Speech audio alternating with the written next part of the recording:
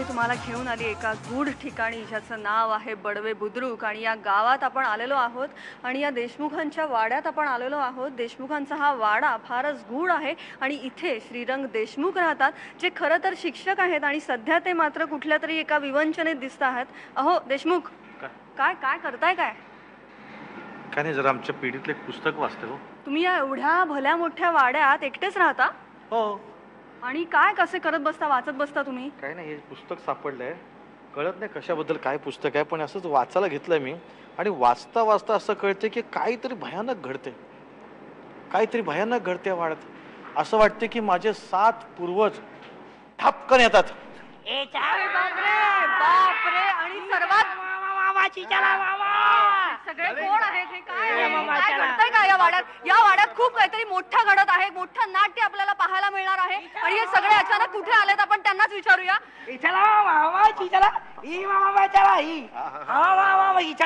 यांना काय म्हणायचंय तुम्ही सांगा प्लीज। नाही तो अचूक बातमी थांबत फक्त आयबीए लोकमध्ये चला मामा। आणि आता आपण भेटणार आहोत खो खोच्या या टीमला आणि हे सगळी टीम सज्ज आहे सिनेमागृहात रॉक करायला आणि हे सगळे आता माझ्या सोबत आहेत। या पामा या चामा या चामा मा पामा। ओके ओके, मी कोण आहे? तो आधी मानव आहे, नाही नाही रॉकस्टार आहे। चला काय रॉक ए चला ए बस बस बस बस बस। हे बघा, तुम्ही असे शब्द वापरू नका ज्या शब्दावर हे लोक भयानक कामं करतात। मी किती जपून शब्द वापरतोय, जपून। तेव्हा मला कळलं की बरं झालं मी शिक्षक झालो। हे जर मी कार्पेंटर असतो तर काय झालं असतं, इथून कुठून कुठून ठोकलं असतं, मला माझं कळलं असतं। काय साहेब काय म्हणताय? मी बरा आहे। आपलं नाव काय? मी याच्यामध्ये गांधीवादी कॅरेक्टर करतो आहे। सत्याग्रह आठवतोय ना तुला? 1905 साली सुरू। चला चला पुढे पुढे मोठी कॅसेट आहे। 1905 मध्ये गेले। इथे हे कुठल्या जगात आपल्याला घेऊन जाणार आहेत? कलिंगा म्हणजे काय? काय बोलायचं पुढे? त्यांना सांगा म्हणजे काय ते। चला मामा मोठा कलिंगाडा पाहिजे मामा चला। देवानम पिएवम आहा सती के काणी अर्थयाणी सबके नोजू बडी पकते। किती पकवत होते, जाम पकवते कॅरेक्टर ते। सगळे वेगवेगळ्या भाषेत बोलतात नाही? बोला लावू नका। असं कसा बोलायचंय मग? बोला। अरे सिनेमा रिलीज होतोय, समध्यानी जाऊन थिएटरात बघायचा असं समध्याने सांगायचं आहे। मागच्या चॅनलवर आहे हे पाहाय ना। पांडुरंग पांडुरंग माऊली नमस्कार, तुम्ही कुठून आलात? मी वारकरी संप्रदायातला आहे, मी पांडुरंगाचा भक्त आहे आणि 31 मेला हा चित्रपट रिलीज होतोय म्हणून तुम्ही सगळे बघायला जा नक्की। आणि हे इथे चष्मा लावून एक वेगळाच काहीतरी निरखत बसले, तुम्ही कोण?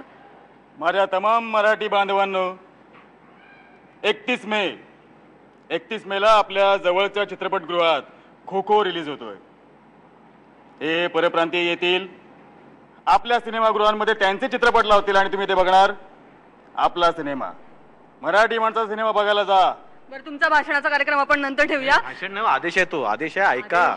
आदेश आहे आणि सगळ्यांचं म्हणणं तेच आहे की 31 तारखेला चित्रपट येतोय, तुम्ही पहा।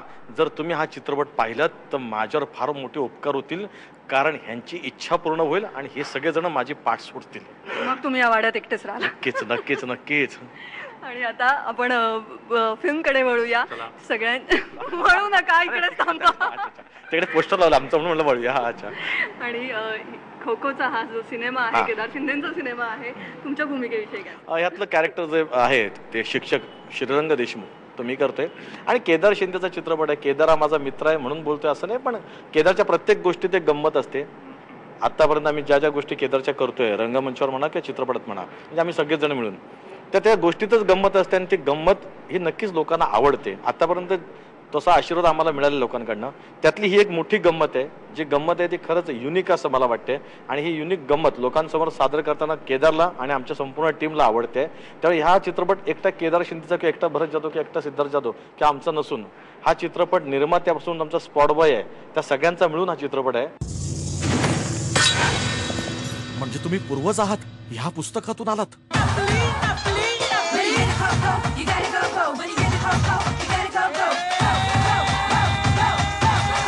अरे अजून किती जण येणार आहेत?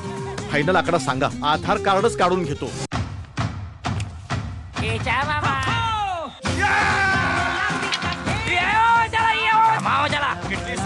नाही चढणार आहे, मला खाऊ दे, मला मला मला खाऊ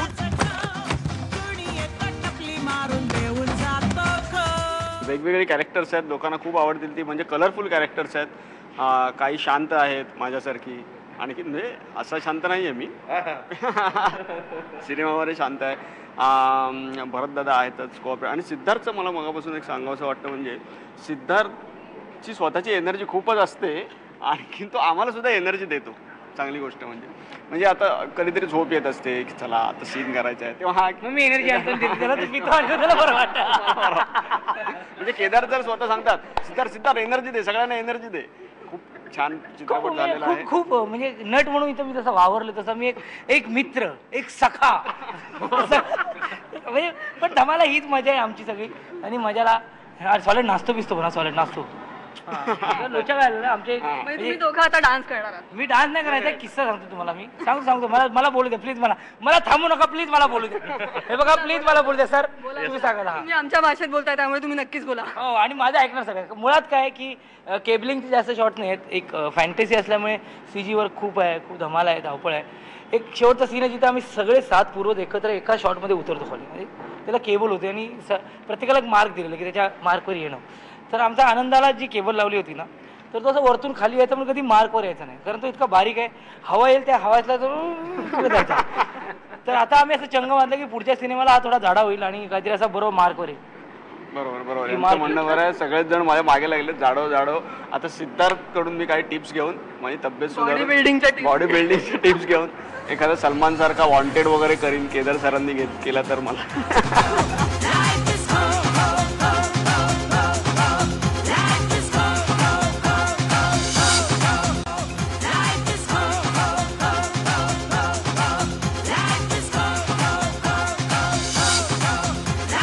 तुमच्या भूमिके होतात.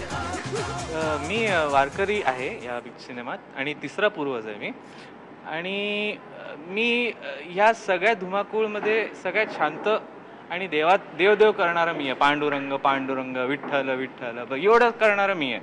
आणि जिथे सगळे ॲग्रेशन आहे ज्यांचा सगळ्यांचा, तिकडेच मी सगळ्यांना शांत करण्याचं अशी भूमिका आहे माझी, म्हणजे शांत. तर सिनेमा शूटिंग करताना खूप मजा आली. कलाकाराला काय काय सहन करावं लागतं बघा. ते बघा. हे पण करतो मी. याच्याला थाय मसाज, बॉडी मसाज सगळं करतो मी. याच्याला घेतला त्यासाठी मला मामाच्या म्हणून बोलायला पण दिलं ना अख्ख्या पिक्चरमध्ये. याच्याला मामा करून बसलोय. तर मी माझी भावना कशा व्यक्त करणार. पण ठीक आहे, आज बरंच तर एवढी धावपळ करता, धमाल करता, आम्ही सगळे कुठेतरी थकवा येतो, कुठेतरी विरंगुळा हवा असतो. आणि तसाच विरंगुळा तुम्हाला हवा असेल तर 31 मे पासून विजय मामा स्टाईलने आमचा सिनेमा रिलीज होतोय, नक्की बघा. आणि आता आपण यांच्या भाषणाकडे पुन्हा वळूया. तुमच्या भूमिकेविषयी आता काय सांगणार. संयुक्त महाराष्ट्राच्या लढ्यातील एक कार्यकर्ता अशी भूमिका आहे माझी. आणि सगळ्यात शेवटचा पूर्वज, 7वा पूर्वज मी अवतरतो. आणि नंतर मग श्रीरंग देशमुखला इन्स्पायर करून त्याला एका लढ्यासाठी सज्ज करणं, हे ह्या 7 पूर्वजांचं काम.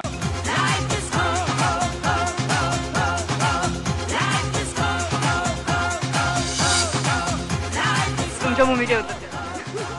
मी वारकरी आहे या सिनेमात आणि तिसरा पूर्वज आहे मी. आणि मी ह्या सगळ्या धुमाकूळमध्ये सगळ्यात शांत आणि देव करणारा मी आहे. पांडुरंग विठ्ठल एवढं करणारं मी आहे. आणि जिथे सगळे ॲग्रेशन आहे ज्यांचा सगळ्यांचा, तिकडेच मी सगळ्यांना शांत करण्याचं अशी भूमिका आहे माझी, म्हणजे शांत. तर सिनेमा शूटिंग करताना खूप मजा आली. कलाकाराला काय काय सहन करावं लागतं बघा. ते बघा. हे पण करतो मी. याच्याला थाय मसाज, बॉडी मसाज सगळं करतो मी. याच्याला घेतला त्यासाठी मला मामाच्या म्हणून बोलायला पण दिलं ना अख्ख्या पिक्चरमध्ये. याच्याला मामा करून बसलोय. तर मी माझी भावना कशा व्यक्त करणार. पण ठीक आहे, आज बरंच तर एवढी धावपळ करता, धमाल करता, आम्ही सगळे कुठेतरी थकवा येतो, कुठेतरी विरंगुळा हवा असतो. आणि तसाच विरंगुळा तुम्हाला हवा असेल तर 31 मे पासून विजय मामा स्टाईलने आमचा सिनेमा रिलीज होतोय, नक्की बघा. आणि आता आपण यांच्या भाषणाकडे पुन्हा वळूया.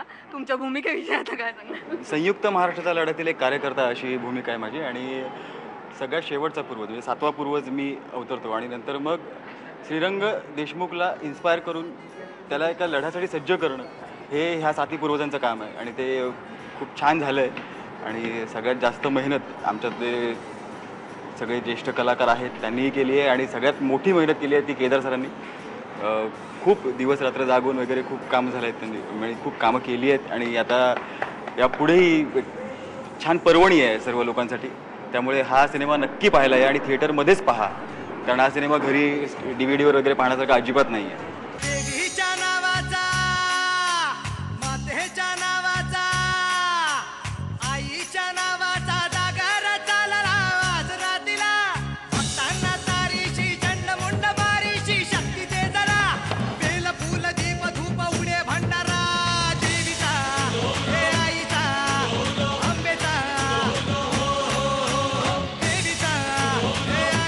आता हे दोघंही, यांना मी जराशी घाबरूनच आहे, पण हे दोघंही कुठल्या लढाईवर जात आहेत आपण त्यांनाच विचारूया.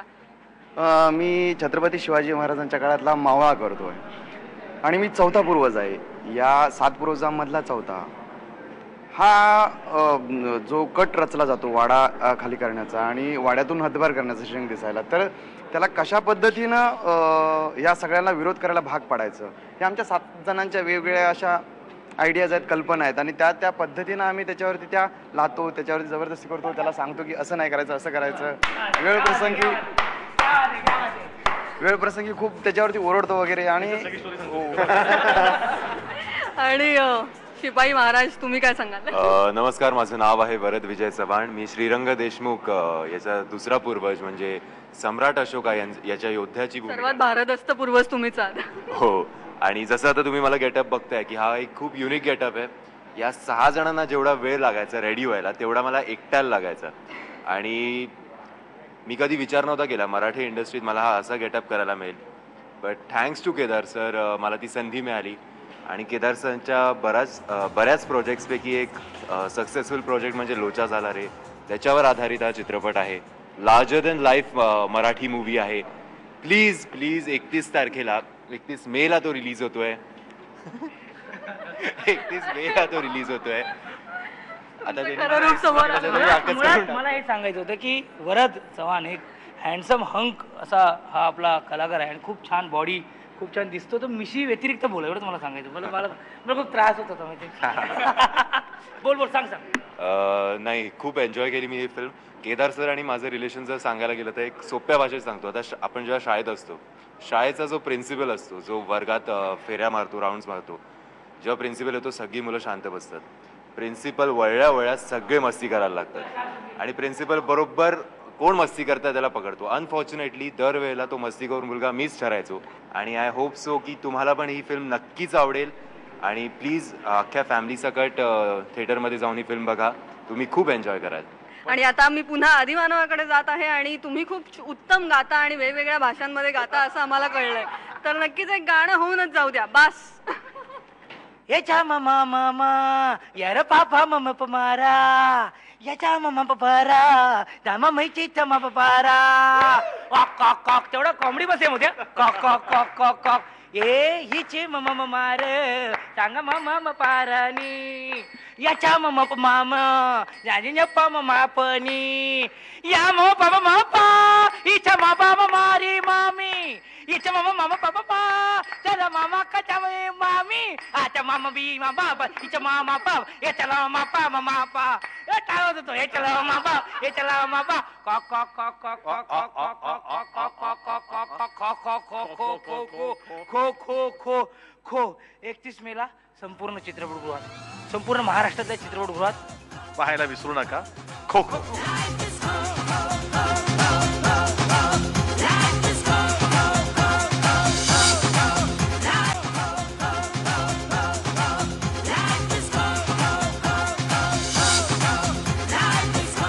आपण या सगळ्या एवढे जे शिलेदार जे आहेत त्यांच्या कॅप्टनला बोलवूया. केदार शिंदे प्लीज तुम्ही इकडे यावं.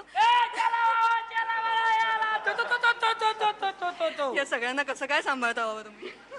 तुला हाल कळतायत ना? नक्कीच. तुला किती त्रास होत असेल आता या क्षणी. असा मी त्रास 40 दिवस सहन केलाय, पण तो त्रास ना खूप कौतुकाचा त्रास होता. मी तुला गंमत म्हणून सांगतो, भरतलाही ती गोष्ट माहिती आहे. माझा एक म्हणजे ही फिल्म ही माझ्या नाटकावर फिल्म आहे, लोचा झाला रे. आणि यातले 3 भूमिका आहेत ना, हे त्या नाटकात पण तीच लोक करायची. म्हणजे आदिमानव जो होता सिद्धार्थ जाधव, श्याम होता माझ्या नाटकामध्ये जो मावळ्याची भूमिका करायचा, आणि पक्याची भाईची भूमिका जो करतो कमलाकर सातपुते, तोही माझ्या नाटकात होता. मी हे सगळं नाटक केलं, सगळ्या गोष्टी आता ह्यांना सगळ्यांना माहिती आहे ना की काय करायचं आणि काय नाही. फिल्म करताना खूप बदल होतात आणि आपण एक फ्रेम सेट करतो. ह्यांना सगळ्यांना स्क्रिप्ट दिलेलं असतं, ह्यांनी सगळ्यांनी पाठांतर करायचं मेकअप रूममध्ये बसून, तिथे इम्प्रोवाईज होतं, सगळ्या गोष्टी होतात आणि कॅमेरामन आपला फ्रेम सेट करायचा, लायटिंग करायचा आणि मग सेटवर आलं किंवा सिद्धार्थ जाधव जसं तुला आता मगाशी म्हणाला, मला या खांबावर चढायचं आहे, मला वर बसायचं आहे. आता हे जे टेक्निकल प्रॉब्लेम्स आहेत ते कॅमेरामनला बरोबर कळत असतील आणि मग मला ना त्याचा उत्साह करेक्ट वाटायचा. मला असं वाटतं ना की 2003 साली सिद्धार्थनी जी भूमिका केली ती 2013 साली करताना त्याच्या उत्साहामध्ये कुठेतरी असं वाटतं ना की आपल्याला आता केलं आहे ना, आता झालं आहे ना, आता काय परत होईल. सिद्धार्थ त्याच्यात दसपटीने उत्साही होता. खूप पडलाय, धडपडलाय, तो मारही खाल्लाय त्यांनी, हेही आम्ही ऐकलेलं आहे. भरत जाधव कॉपीराईट्स भरत जाधवकडे आहेत. भरत जाधव सांगतील सिद्धार्थ जाधवला काय काय व्हायचं आणि मग कोण यायचं. नाही त्यांनी मेहनत तर तो नेहमीच प्रत्येक पिक्चरमध्ये कामात घेतोच. ह्या चित्रपटात पण तो ज्या पद्धतीने त्या विदाऊट केबल लावून त्यांनी उड्या वगैरे मारल्यात आणि बऱ्याचदा पडलाय. आम्ही त्यांना सगळे म्हणतात तू टेकला उडी मार, रिहर्सल नुसती वरवर दाखव. हा रिहर्सल पण त्याच ताकदीने करायचा. एकदा दोनदा तीनदा त्याला त्याचे मांडीला वगैरे बरेच दिसेल तुम्हाला, इथे लागलाय, हाताला लागलाय. ते एकदा मी डॉक्टरला बोलवतो, तो डॉक्टर होता गुजराती. त्याने तपासलं व्यवस्थित सिद्धार्थला वगैरे आणि मग एक काय औषध वगैरे दिलं, एक इंजेक्शन दिलं. नंतर परत दुसऱ्या दिवशी परत सिद्धार्थ. नंतर त्या डॉक्टरकडे नुसतं कोणी गेलं ना आमच्या युनिटमधलं तर म्हणतं कोण सिद्धार्थ जाधव. तर गुजराती माणसाला पण कळलं की सिद्धार्थ जाधव नावाचा ॲक्टर आहे आणि तो सतत धडपडतोय. त्याला माहिती नाही त्यांनी त्याची धडपड केव्हापासूनचे आज या पदावर तो आहे सुपर. त्याच्या कष्टाला खूपच दाद द्यायला पाहिजे. मी कौतुक सोडा नाही, पण ही सगळी जी तू म्हणतेस ना की तेवढं ॲक्टरला रिकामं सोडणं किंवा मोकळ्या हाताने सोडणं ही एक दिग्दर्शकाची जबाबदारी असते किंवा को आर्टिस्ट म्हणून भरत सर, या दोन व्यक्तीमुळे आम्ही बाकीचे सगळे उभे होतो, आम्ही कॉन्फिडेंटली काम करू शकतो. कारण आम्हाला माहिती आहे आमचे लिमिटेशन्स काय, त्याच्या परे जाऊन आम्ही काम करतो. पण केदार सर किंवा भरत सर ना प्रत्येक क्षणी आता ते काय सांगायचे रिहर्सलला कर किंवा ते मोठ्या भावाप्रमाणे किंवा गुरुप्रमाणे ते सांगायचे की भाई काळजी घे किंवा एवढं करू नको. आणि त्याच्यामुळे सगळी मजा आहे. नाहीतर माझी कधीच धमक होणार नाही की भरत सरांसमोर असं सुटण्यासाठी असं मजा करूया.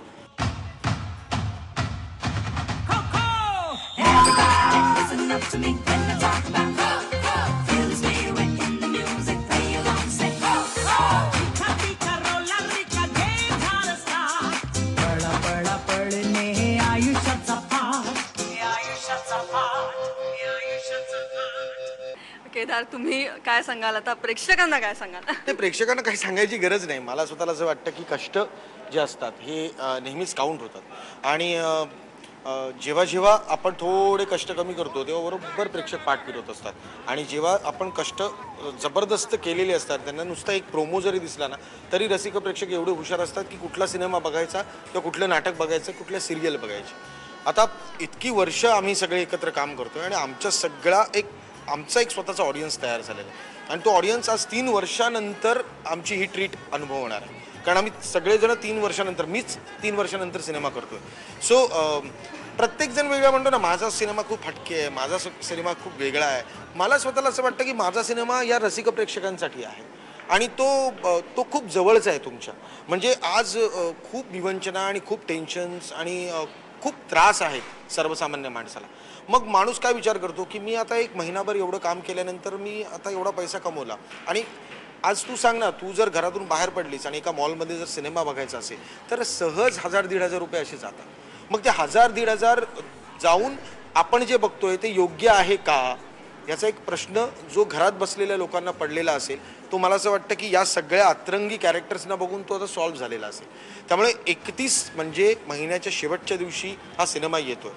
मला असं वाटतं की या दिवसांमध्ये आम्ही जे प्रमोशनची धडपड करतोय त्यामुळे घरातल्यांनी सगळ्यांनी आपले पैसे जे आहेत ते साठवणीच्या डब्यामध्ये आधीच काढून ठेवलेले असतील आणि ते बरोबर 31 तारखेला बाहेर येतील आणि बरोबर ते त्यांचे सगळ्यांचे पाय बळतील आणि आपल्या लोकांना निमंत्रणाची गरज नसते. आम्ही छान पक्वान्न तयार केलेलं आहे आणि फक्त आमच्या घरी येताना घराच्या बाहेर एक तिकीट विंडो आहे, त्या तिकीट विंडोवर एक तिकीट काढा आणि आतमध्ये भरपूर भरपेट आनंद मिळेल असं जेवण.